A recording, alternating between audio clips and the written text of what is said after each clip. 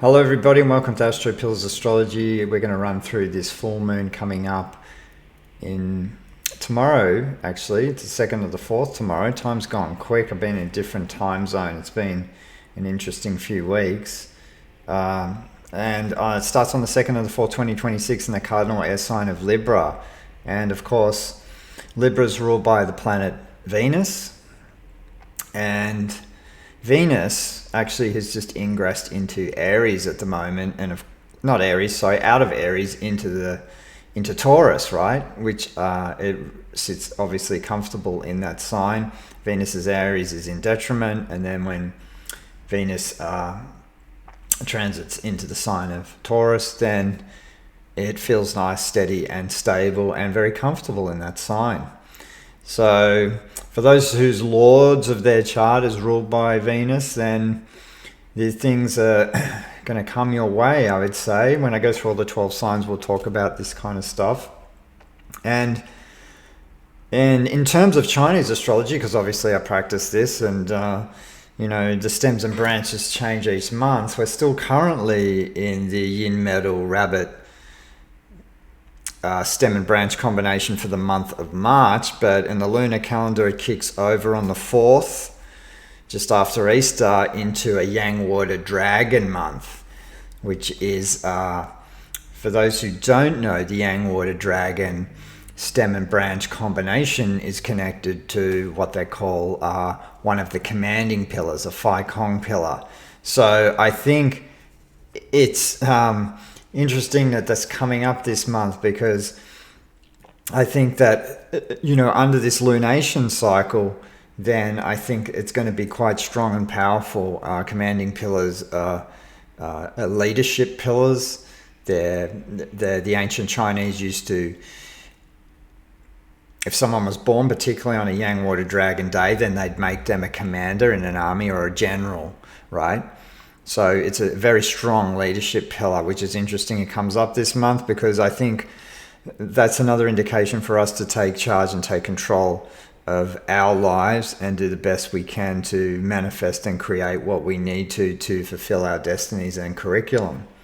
Now, getting back to this full moon, as I digress from Chinese astrology just a little bit, but I think that this is an interesting one, Eastre, because Eastre currently, and the reason I'm, want to bring this up is because I have a lot of books on these kind of subjects, and I think the goddess tradition is extremely important to pay attention to. I mean, and this is probably why personally I'm into this. It's one of my kind of hobbies on the side, but I want to briefly talk about this because my chart's ruled by Venus as well, because I have a Taurus rising. And I think it's always good to pay attention to ancient symbolism and the mythologies and how people used to view certain times of the year and festive season. And I think when it comes to the planet Venus, well, when we're talking about Eastre, we're really talking about the goddess called Esther, which is the queen of heaven, right? The goddess of life, which is ruled by Venus, right? And so the month of April, or Easter or Esther, was derived from the old Teutons and Saxons, known as the Queen of Heaven, but the month of April was dedicated to this deity. So, there was feast and rejoicing in the honor of the goddess, and it was customary to make eggs in honor of the goddess, the egg being the symbol of the emblem of resurrection of life. It was an offering to the goddess. So the Germans and the Franks back then they made offerings, and the offerings were buns, right? Bread and buns, which were eaten at this time. So, which were especially sacred to this goddess Esther. So, and springtime was custom, and it was also the Egyptians did the same thing with the breads and the cakes, this kind of thing, and the eggs and the buns figured they were Chaldean rites of worship of the goddess of spring, right? The renewer of life, because we've got to remember all religious concepts or ancient concepts were based on the northern hemisphere. I'm down here in the southern hemisphere, down in Australia, so So up then is, the spring equinox we just kind of tapped into, right? So this is interesting. So all this kind of worship around Eastre, the Queen of Heaven, Eastre, connected to Venus. The ancient buns were offered, right, to this Queen of Heaven and used in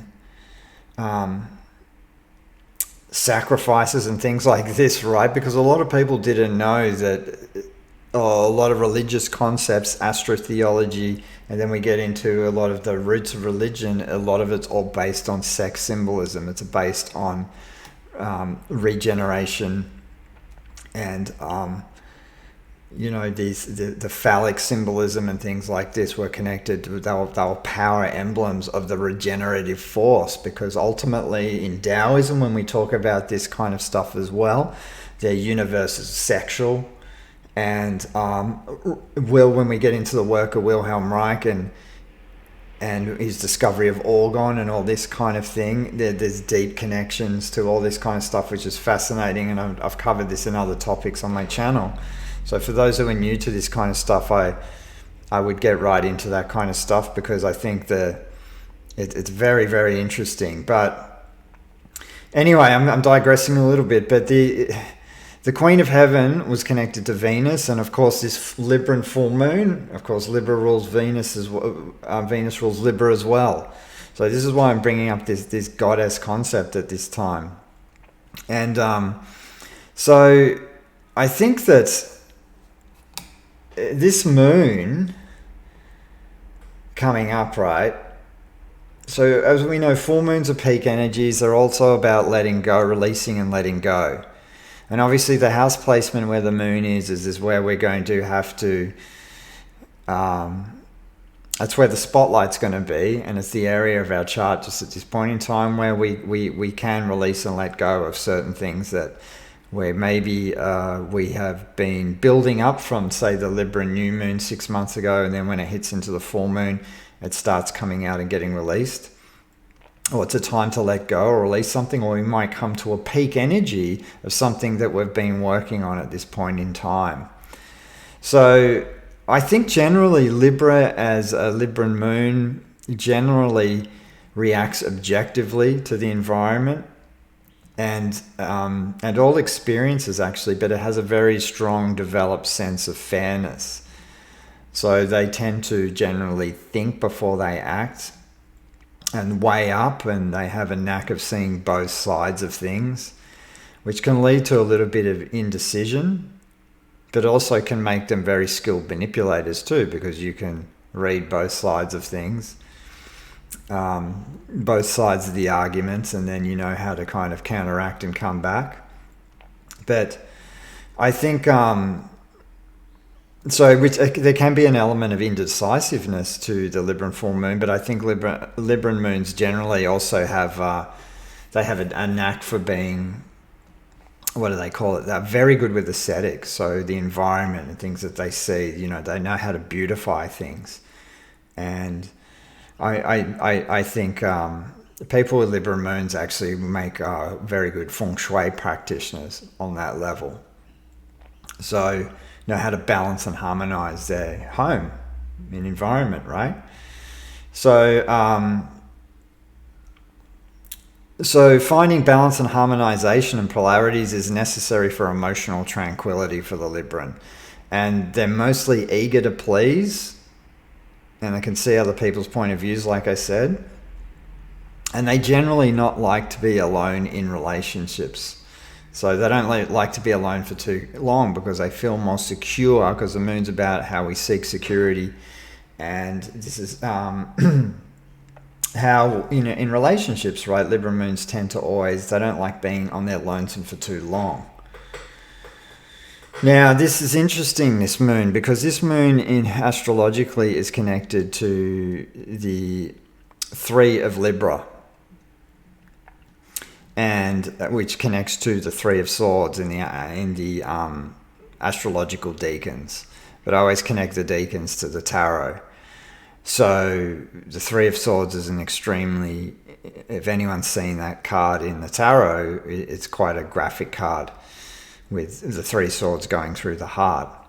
And it's no wonder that this card is connected to the frequency of Saturn. And Saturn's about dealing with the reality of pain, grief, sadness. So the qualities of these cards, this card is actually connected to strength, integrity, power, which are combined with a deep understanding of human sorrow. So anyone who's really truly experienced this card knows the sorrow, betrayal, loss, and grief that's really associated with this card. And I think at this time, at this full moon, it's about releasing, right? And letting go. So any emotions due to deep wounds, from what I just talked about, is a really good time to let this go during this moon, this lunation cycle. So I think the 3 of Libra, who people are born under this phase, actually have a natural passionate desire to alleviate human suffering and improve the conditions of the world, because of they really understand, what heartbreak and grief and pain is really all about. And I think naturally the 3 of Swords is, when you've experienced this, is such a deep wound. It's almost like a kind of chironic wound, but that kind of, it changes you forever. But I think the frequency of Saturn connected to this card is if we've experienced this and we're going through emotions that we need to process around this, then it's time to get real about it, because there's something very real about the planet Saturn making you sit and feel something. As painful it is, right? The Saturn's not going to let you get away with evading the feeling. So it's interesting that this card is connected to this frequency. And I think probably one of the best ways to navigate it is through laughter and humor. And I think it's a very good, I think this moon's going to remind us that, because this card tends to remind us if we're being cruel, critical, or have harsh tendencies towards ourselves, which we can, then this is a good time to release these kind of emotions around this, surrounding this grief, sadness, and pain. And anyone I suggest who's really going through this kind of stuff, the body works really good. The martial exercise is extremely good. Getting out into nature, being around animals is extremely good. You just got to stay balanced. Don't get too urbanized, and look for escape mechanisms to evade pain, because it's only going to come back. The more we process our own shadows of our psyche, the less likely we're going to recycle creatures and certain relationships that'll come back around that are just not good for us, or attract another person who's just not right for you straight. So these kind of things is really important, because Venus rules relationships and relating, and it's important to state this. And it's interesting, at this moon it's connected with this deacon. So I think, and like the Sabian symbol suggests, which I'm going to go through, these transformations will lead to a dawn of a new day and a fresh start, right? This is what the Sabian symbol connected to this full moon is talking about. So it is, they call it the dawn of a new day, and everything has changed. And the key word's invocation, and the theme is fresh start. So I think whatever it is we're releasing at this point in time, then we're going to get a fresh start, a new beginning. So I'll just read out what it says, because this is interesting. It says, this symbol speaks to transformation and to a sudden awareness of change that has taken place behind the scenes or unnoticed. So the image of a dawn of a new day, everything changed, emphasizes the existence of unlimited human potential waiting to be discovered and developed. So this is the suggestion in this image of a fresh start and an opportunity to expand, unfold, and glorify every aspect of self. So on the positive, at its highest, this symbol speaks of imaginative self-expression a sense of adventure and willingness to experiment or try new novel techniques. On the negative, there is a preference for the predictable and the tried and the true, or a simple lack of awareness and inability to recognize opportunity. So they say that the accent on this Sabian symbol is on resourcefulness.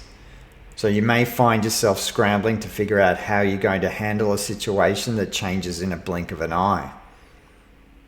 Almost like a tower moment, right? The opportunity lies in being flexible and creative. Start gathering the resources and talent you are going to need in the days ahead.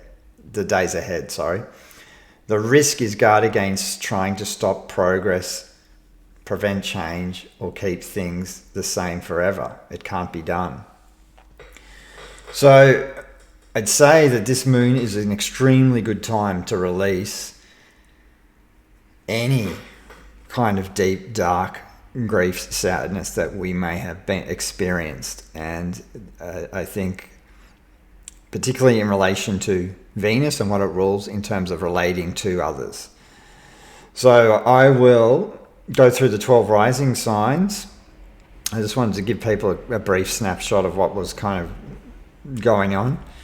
But this full moon, for those who are a little bit nerdy astrologically, this full moon is making an applying T-square aspect to Jupiter and the Sun. It's kind of in a wide opposition to Saturn. And so with the full moon in Libra, obviously we're always going to have to pay attention to the Venus placement and where Venus is placed in our charts as well, because that can give us an indication of what's going on.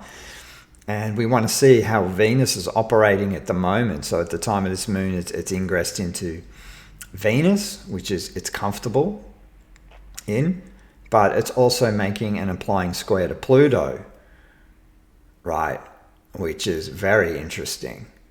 So this can maybe attract highly charged, fated relationships on all kinds of different levels at this time.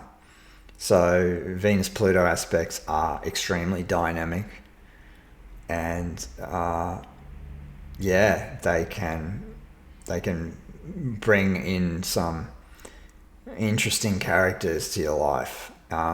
Especially if you're not really in tune with the archetype of Pluto and what it really represents, right? But I'll go through all the 12 rising signs now, and we'll just run through these briefly. So we'll go through Aries rising. So you're going to be having the full moon in the 7th house, in the opposite sign, right? Which is the house of relationships, professional and intimate. It can also connect to business colleagues as well.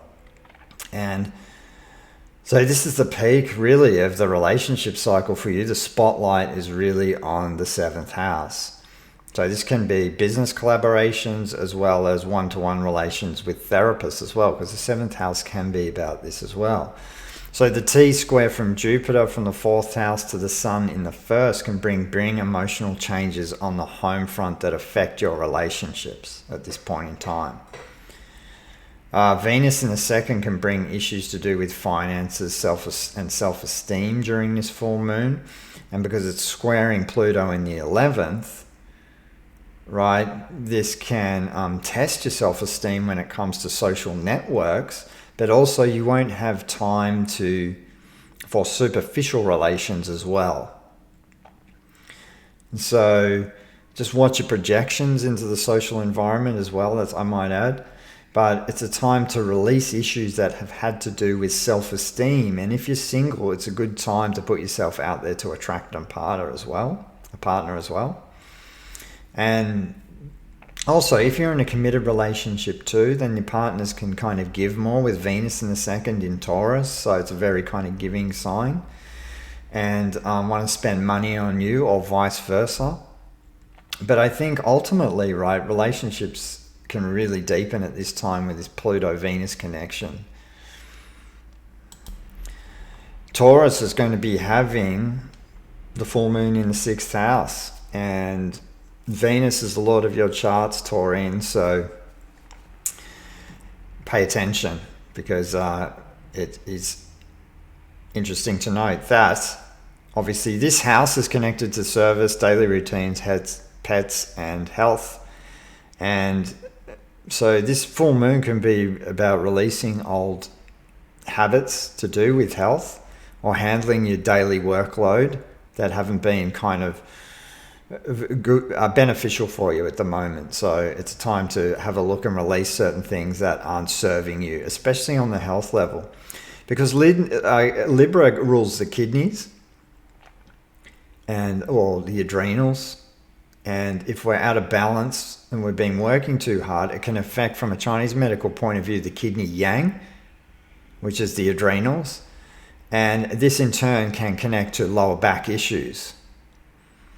So this is important to note. So if you're overworking, overexerting, and really pushing the boundaries with work, it can really affect the lower back. So you really need to cultivate this on that level, because the kidneys, from a Chinese medical point of view, rule the lower back. So Venus is transiting your first house at this point and is square Pluto in the 10th, indicating a huge transformation of values in the workplace. And this can also lead to power dynamics in the workplace that need to be addressed. And some people can get, with Pluto in the 10th, some people can get taken advantage of, right? It's like, they can take credit. I mean, so people can take credit for your work where you're the one who's been grinding behind the scenes to save everyone else's ass at work, and then you don't get credit for it. This kind of thing can happen with Pluto in the 10th. But so just be wary of that, and that can lead to some kind of volatile energy. But Venus in the first house can make you extremely magnetic at this time, wielding strong powers of attraction, right? People will be attracted to you at this point in time. So there can also be a potential for a huge blow up with Taurus at this time, in particular around, especially if you've been really cultivating your own health and work and your self-esteem, which can lead to an elevation of status, right, at this point in time with Pluto in the 10th. So you can really be put in the spotlight in the public arena at this time, Taurus. Gemini will be having this full moon in the 5th house, the house of gambling, risks, romance, self-expression, self-employment, dating, children rule this house too. So romantic encounters can be at a peak at this time. Pregnancy is possible for people who've been trying to start a family. Conception can be possible. Venus is placed in the 12th, squaring Pluto in the 9th, can indicate huge shift in values to do with world philosophical values, which you may want to keep private, actually, because with Pluto there can be, with the issues going on in the world, people can tend to get triggered around maybe your opinions about this. So with Venus, Pluto, because the 9th house rules philosophical values, and there can be huge transformations within yourself, and you may just want to get it out and talk to people about it, but some people might not want to hear your points of view, because Pluto has a tendency there to rattle the cage and provoke shadows in others, which can scare them off.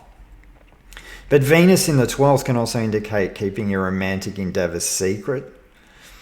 And in contact with Pluto, there could be some taboo element around romance at this time. So good luck with that, Gemini. That's an interesting moon for you guys. Cancer will be having this full moon in the 4th house. The house of home, family, properties, ancestral roots. 4th house is deep. It's a very deep house. This moon can indicate maybe signing a lease, planning a move, or renovation has come to a completion, at this time at this moon.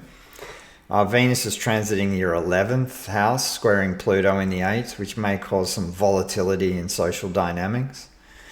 There may be drama that starts between some friends or family functions that you're having during this home environment. under this full moon.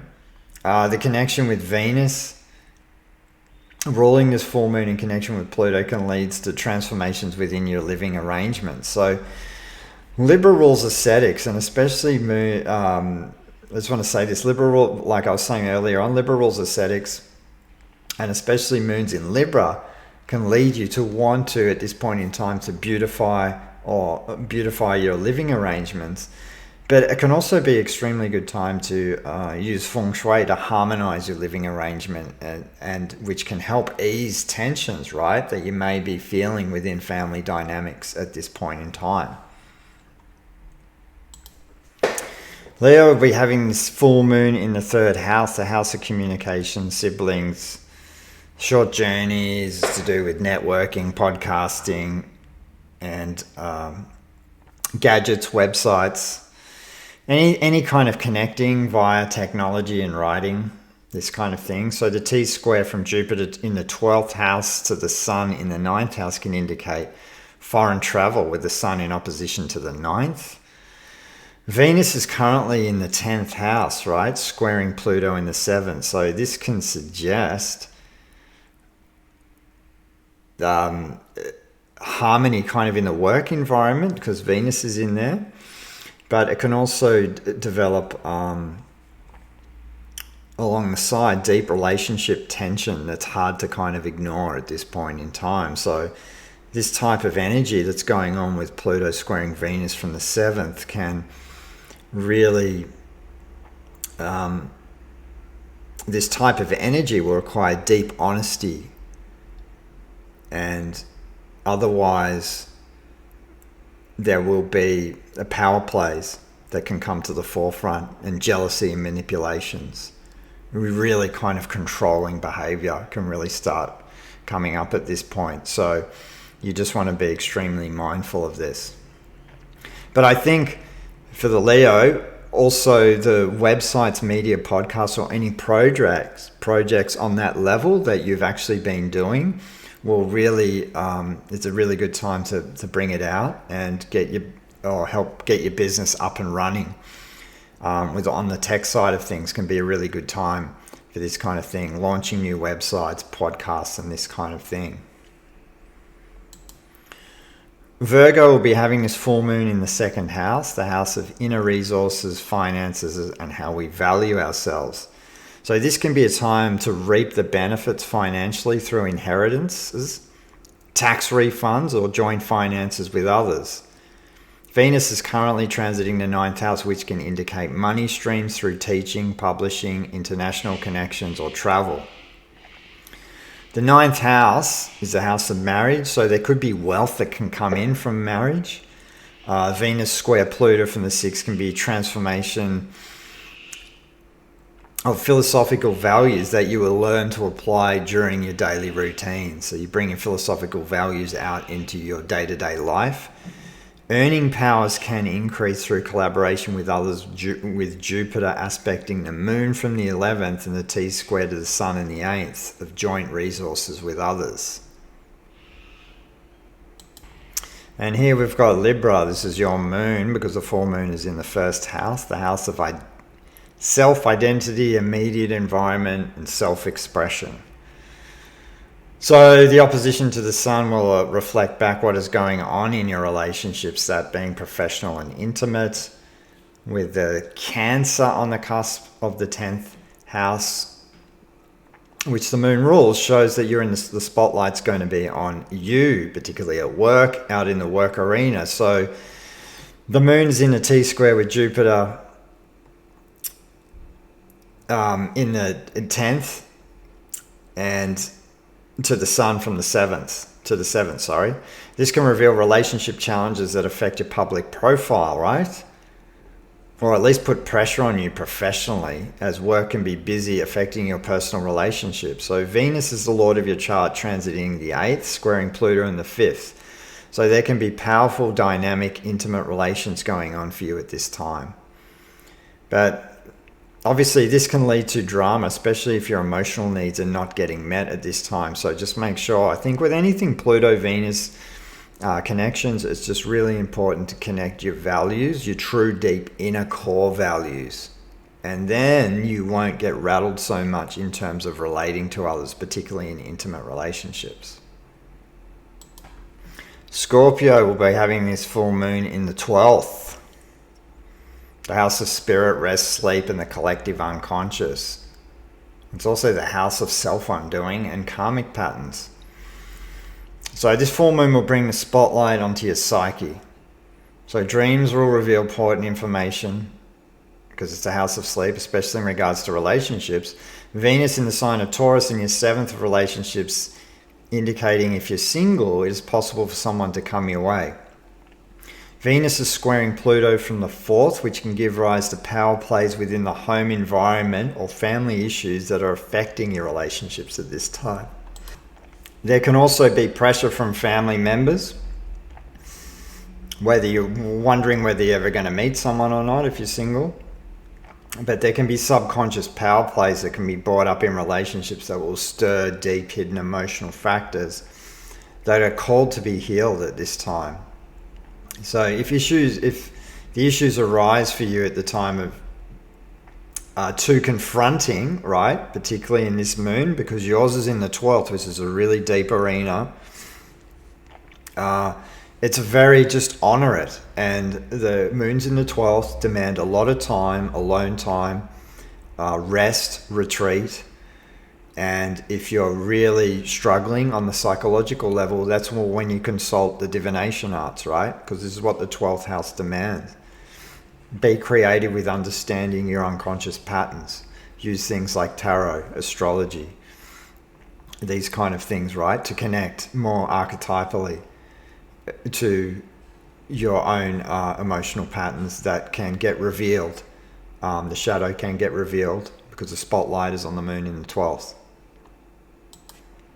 Sagittarius will be having his full moon in the 11th, the house of friends, socializing, networking, and wish fulfillment. The full moon will indicate your social network will go under transformations at this point in time. So this is a time when you can shed the riffraff out of your life that you've had enough with. Venus in the 6th, squaring Pluto from the 3rd, friendships will require depth and not superficiality because you won't have time for it.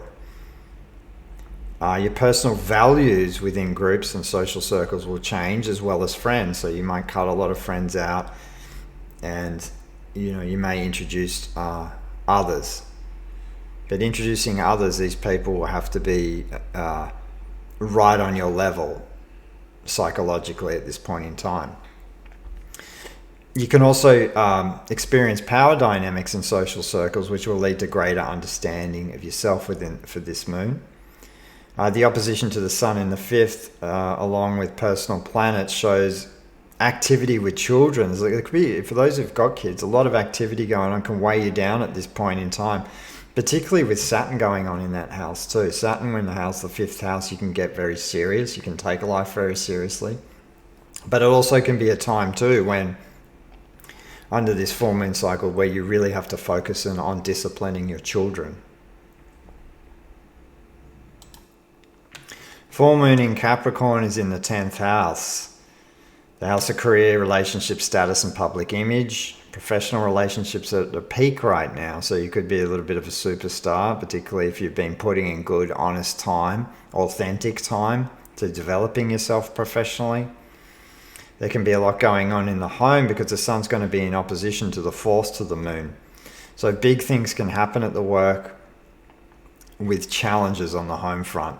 So the T-square from Jupiter from the 7th to the sun in the 4th can reveal challenges that affect relationships, home, and the work arena. So you've got that kind of combination, which is a big one to manage when all that stuff's going on at the same time. Venus in the 5th is square Pluto in the 2nd, leading to transformations and challenges around finances to do with children, right? Because the 5th house rules children. And the 5th house is about risks too, and taking risks and taking financial risks. And with Pluto in the 2nd, you may want to really take a big risk in terms of investing or putting your money into something. But just make sure that your communications with your spouse and all those kind of things are very clear around this, so it doesn't end up in a in conflict. Aquarius will be having its full moon in the 9th house, Aquarius rising, so the house of travel, philosophy, higher education, belief system, foreign lands, cultures, all this kind of stuff. And the T-square aspect to Jupiter in the 6th house to the Sun in the 3rd indicates possible health challenges and work schedules that can get in the way of learning and communicating, and also if you want to travel. The square from Venus in the 4th to Pluto in the 1st can produce issues to do with family members and a possible clash of values.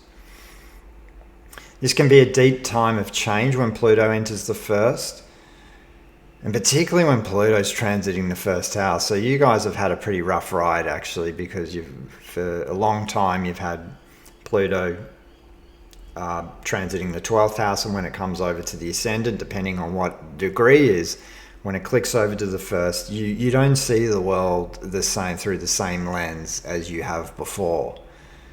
So yeah, it can be a very deep time. It's also a good time, so you don't see the world at face value anymore. That's what I was going to say. So the masks drop and you look at things through a different lens. But if you've been working, because the 9th house is about publications and releasing, a book or something like this. So if you've been writing something, and now's a good time to unleash it and into the world and get it published. But there can also be deep transformation of philosophical, religious ideas that can have profound effect on your growth at this time. Pisces will be having this full moon in the 8th house, the house of shared resources, intimacy, psychological shedding, taxes, and inheritances. So the T-square from Jupiter in the 5th to the Sun in the 4th can indicate major decisions around finances, taking risks in investments, and money spent on children, because the 5th house connects to children. Venus in the 3rd house is square Pluto in the 12th, indicating conversations that need to be had between siblings on deeper issues that need to be addressed. So skeletons can come out of the closet with Pluto in the 12th, and projections can play out importantly through communication. So just be wary of that you process your shadow properly, whatever that means. And all shadow work, really, for those who don't know, there's nothing really magical about it. It's just moving emotion. That's all it is. Intimate relationships can transform at this time by being honest, and it's important to be honest about shared resources and what money needs to be spent on, so there's no power imbalances at this time. But obviously, there will be certainly relationship changes under this full moon for you guys. And it's a big one going on there with Pluto in the 8th, because it's all about sharing and having joint resources and connections with others. So when things move into the 8th house, the 7th house is about me, and then the 8th house is about we. So every time when Pluto's in there, you got to juggle things with everyone, your partner. So anyway, that's my little spin, my little rant on the moons. I know it's very, very brief. I like doing things brief because you can go on for hours and hours and hours about this kind of stuff. And I'll get my next videos lined up. I've just had, professionally, I've had to do some Chinese medicine, continuing professional education seminars coming up the next month, so I've been busy preparing all that kind of stuff, but I'll try and get the next lot of things going on for you guys. I've got a number of topics in mind, and I try and post regularly. I'll put up videos regularly. It's just that at times I can get so busy in clinic, it's just like, oh, and then I'm writing my article on Substack. This, for those who don't know, I've got, this is all based on I was just pretty much reading out what I had on my Substack article. So if you're interested, just by all means go and join that and listen to that. And there's free subscription, there's a paid platform as well, but by all means you're welcome to go the free one, that's fine. So anyway, have a good Easter everyone, and we'll speak soon.